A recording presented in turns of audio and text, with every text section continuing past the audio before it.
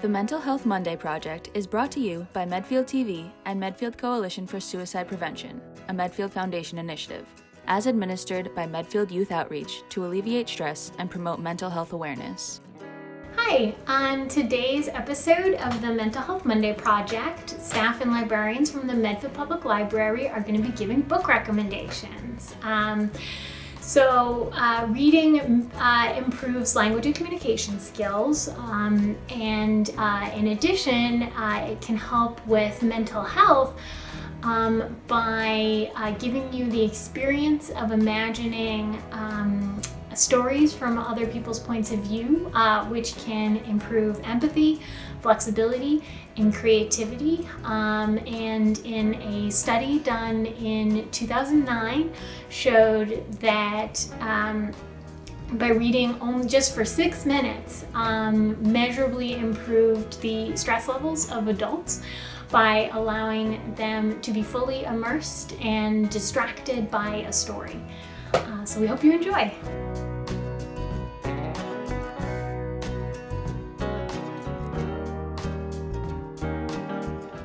My name is Pam Gardner. I am the library director of the Medfield Public Library, and the book that I'm going to be recommending to you today is called Evie Drake Starts Over, and it's written by Linda Holmes. Ms. Holmes is a writer for the National Public Radio website, and she's also host of the NPR podcast Pop Culture Happy Hour, which reviews and analyzes and really digs in deep to all kinds of pop culture, TV shows, movies, music, and of course books. Ms. Holmes brings that same witty and insightful sensibility to this, her first novel.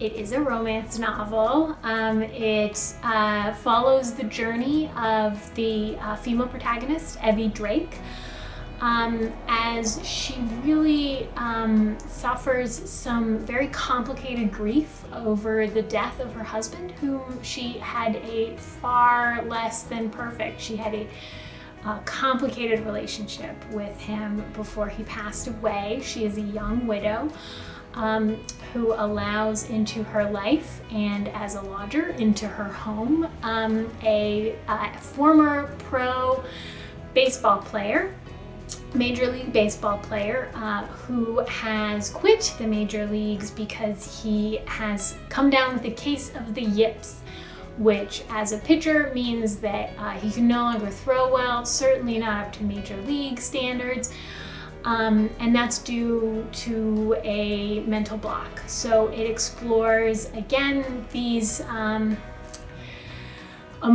these deep, complicated emotional issues of these two adults, and it involves a lot of talking it out, a lot of figuring out what it is exactly that's going on, what exactly they're feeling, the developing very cute relationship between the two of them, their friendships, their relationships with other family members, and it is all a romantic comedy, so it is funny. I have really been enjoying a lot of romantic comedies since being home, so I'm going to take this opportunity to recommend a couple more. I think that it's appropriate because as romance novels, it's oftentimes they always have to overcome some kind of issue, and oftentimes, especially in contemporary novels, that issue is some sort of emotional baggage that they themselves have brought to the relationships. They need to overcome either their feelings about themselves or their family or some other kind of issue, and I find it really cathartic for them to talk it out, and very enjoyable to live through, experience the story of people falling in love. So I'm going to recommend The Girl Meets Duke series by Tessa Dare. That's available on Hoopla to download via either audiobook or ebook. I'm also going to recommend the Brown Sisters series by Talia Hibbert. And finally, I'm going to recommend the book The Kiss Quotient by Helen Huang. So take a look, and I hope you enjoy as much as I did. Hi, my name is Erika Cody. I'm the teen librarian at Medfield Public Library. And we were asked to talk about books that helped with our mental illness or affected us in some way positively. So I was trying to think about specific books that helped me with my mental illness, but then I thought, what is my favorite genre, and what has my favorite genre been since I was little? And that's been horror and true crime. I think they kind of go hand in hand. Also horror movies. I think the effects of horror movies and reading horror fiction are pretty much the same. I kind of had a rocky childhood like a lot of people, and I used reading as an escape and to help me cope with everyday life. So I started with picture books, anything that had anything creepy on it. Witches, werewolves, ghosts, I was checking those things out. And then when I got into like grade school, I loved Goosebumps by R.L. Stine. When I read through all of those, I went to Fear Street by R.L. Stine and Christopher Pike. I always read like quite a few years above my reading level, which my mom supported. She let me talk about anything that I had questions about. But I was like a typical kid. I would sneak watching R-rated horror movies when I was like 10. So books were no different. I went to John Saul and V.C. Andrews and Stephen King by the time I was in 6th grade, 11, 12. So I read It by Stephen King the first time, the summer after 6th grade. And I remember that summer very vividly, and it is a long book if you've not read it. And it took place in the summer while I was reading it, so I connected a lot with the characters when they were young in the flashback parts of that book. And although some things were, a little bit above my understanding or maybe not appropriate for a child to read, it was really scary, but I still felt oddly comforted reading it like I do watching horror movies or reading any other horror book. And I recently read it again last summer because of the movies that came out.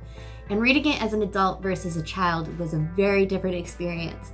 I ended up relating a lot more to the adult characters and catching a lot of things that I didn't catch when I was younger. But yeah, it was a really cool experience, and I think I'm going to read a few horror books that I read as a teenager as an adult now and see how it compares.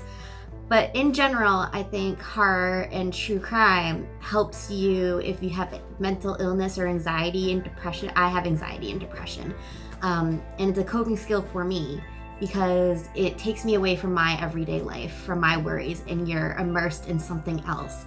And you kind of have control over the fear and the anxiety. And you can get it in controllable doses. If you're getting too anxious, if you're feeling too uncomfortable, you can stop it whenever you want.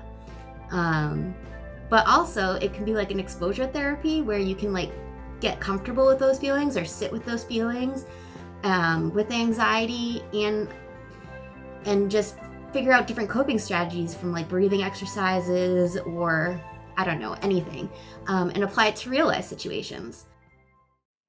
Hi, I'm Bri. I run adult programs at the Medfield Public Library, and I also run our makerspace. So I'm an avid reader, big surprise for someone who works in a library. And when this all started, when we found out the library was going to be closed for what we thought was going to be a little while, I snagged a whole bunch of books. I bet I checked out 20 novels. I like fiction. And I thought, I'm going to have all this time to read. This is going to be great.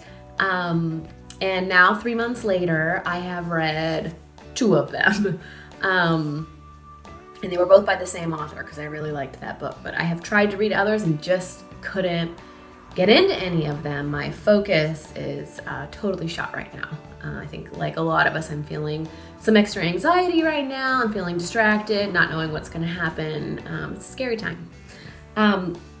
So I have turned to rereading old books that have brought me joy earlier in my life.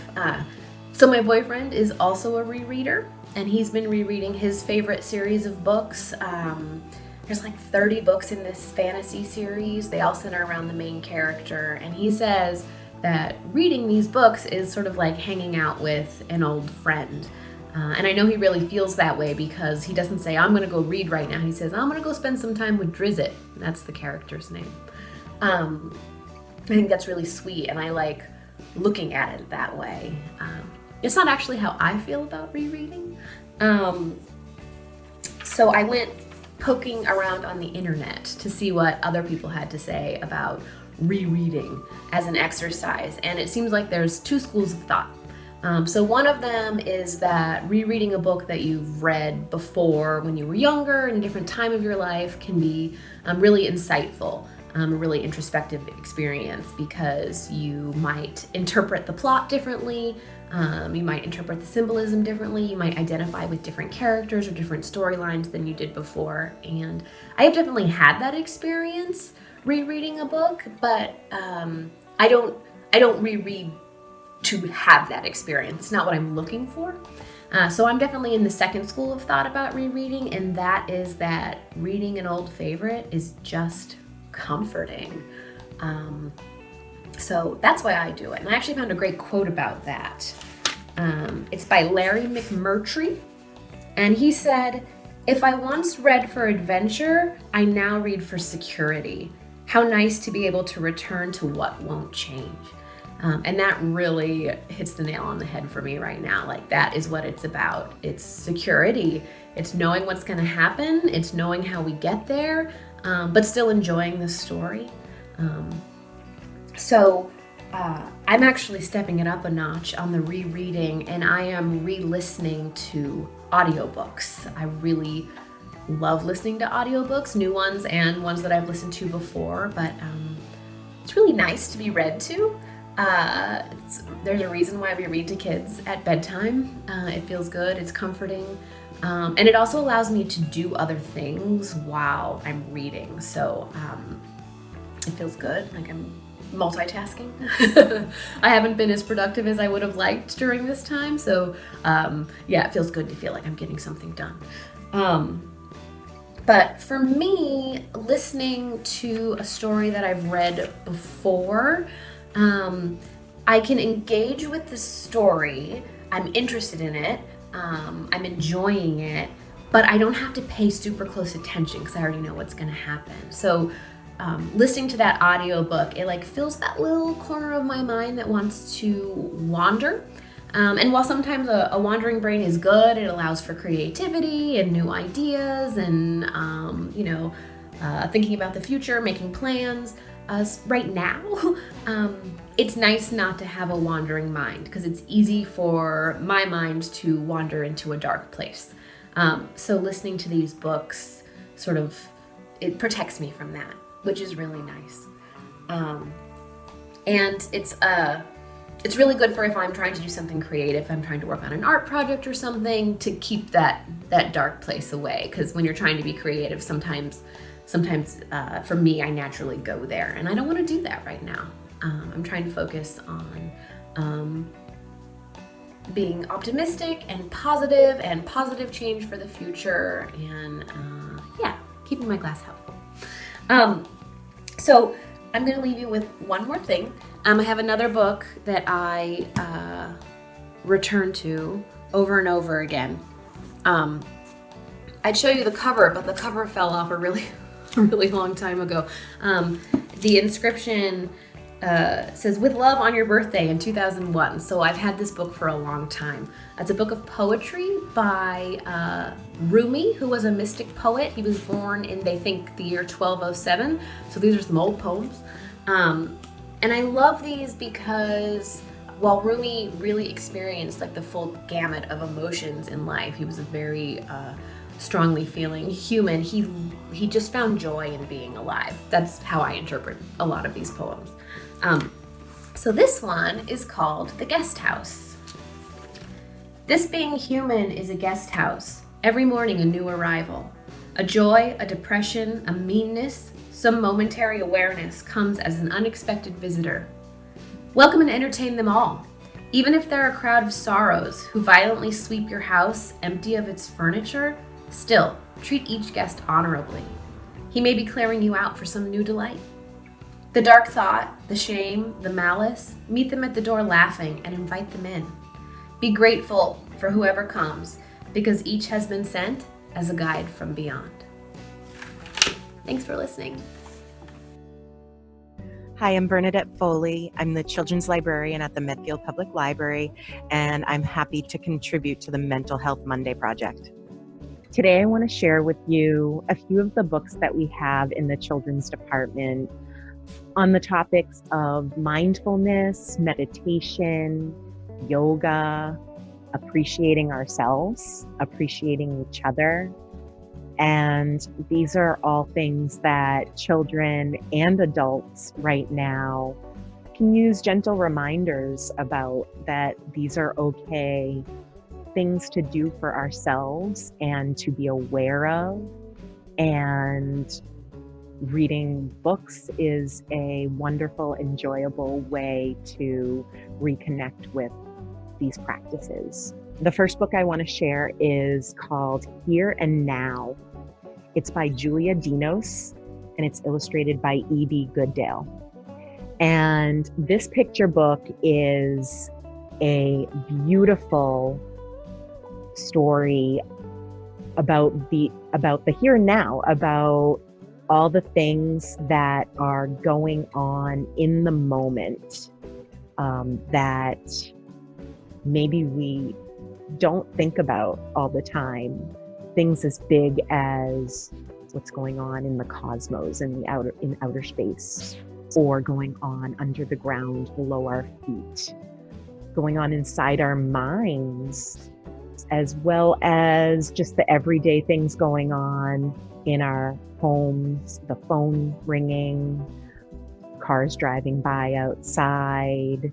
It's a beautiful picture book that children and adults can definitely be able to appreciate and really learn some gentle reminders about being in the moment. The next book I want to share is called A Morning with Grandpa, and it's by Sylvia Liu, and it's illustrated by Christina Torche. And this is a really fun book about a little girl named Mei Mei and her grandpa Gong Gong. And Gong Gong happens to be doing his daily practice of Tai Chi, and he shares some of his poses with Mei Mei, who puts her own creative, fun twist on the Tai Chi poses that he shows her. And then after, Mei Mei shows Gong Gong the kids' yoga poses that she has learned. And he tries them out as well, and he gives her credit for how challenging and hard she works at her yoga practice.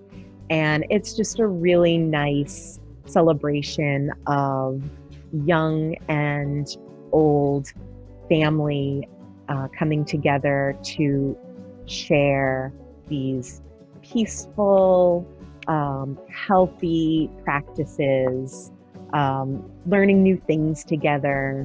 Next book is called Alpha Breaths, the ABCs of Mindful Breathing.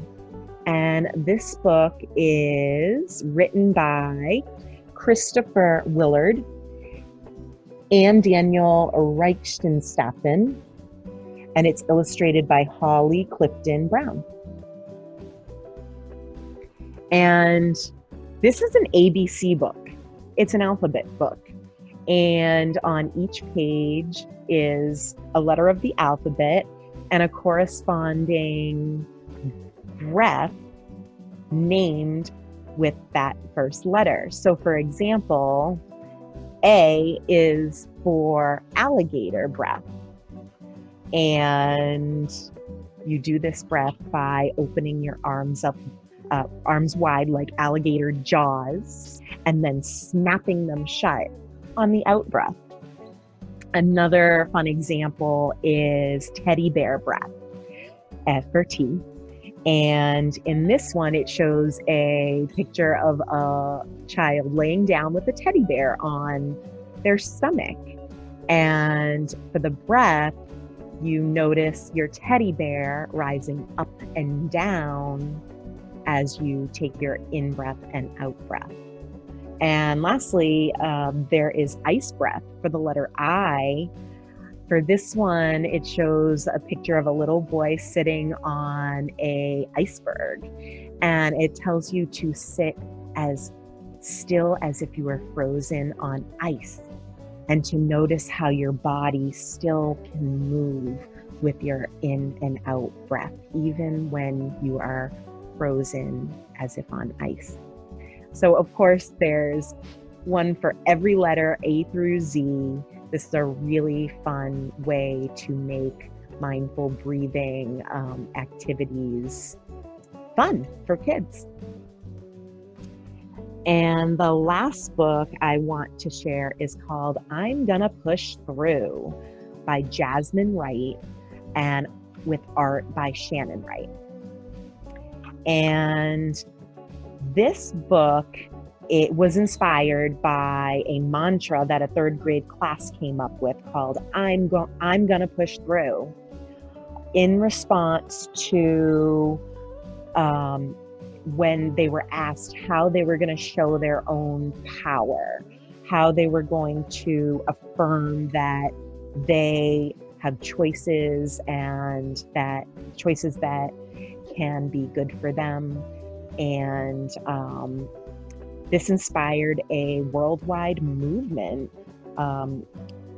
diminishing doubt, encouraging community, reaffirming that we're all here to make a difference. This is a really great picture book for children, and again, great reminders for adults that we want our children to remember that they can push through whatever comes their way, and if they feel like they can't, they can ask for help. Well, everybody, thank you so much for sharing these great books with me. I hope you'll check them out at the library. I have a few other books that I want to share because, of course, I couldn't pick just a couple. So take a look at some of these other great books.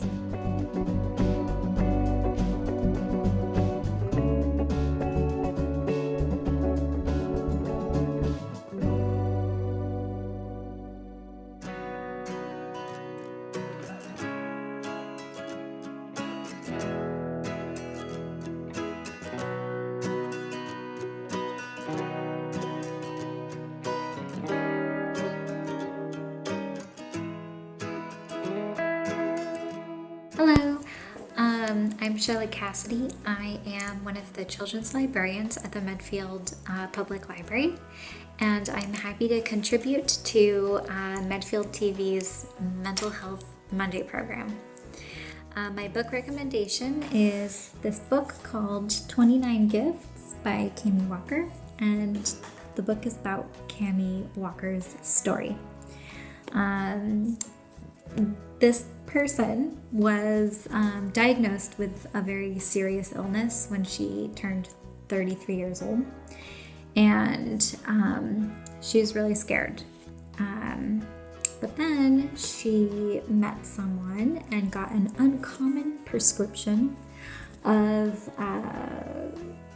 giving, basically. A doctor said, try giving. You're focusing on what you have to offer others, inviting more abundance into your life. And doing this challenge, the 29 gifts a day for a whole month, really changed her outlook on life. And then she put it in a book and shared it with me, and it's also changed my outlook on life. I really like this book because I have a lot of friends who have chronic illnesses, so I learned a lot in this book about them and also about myself.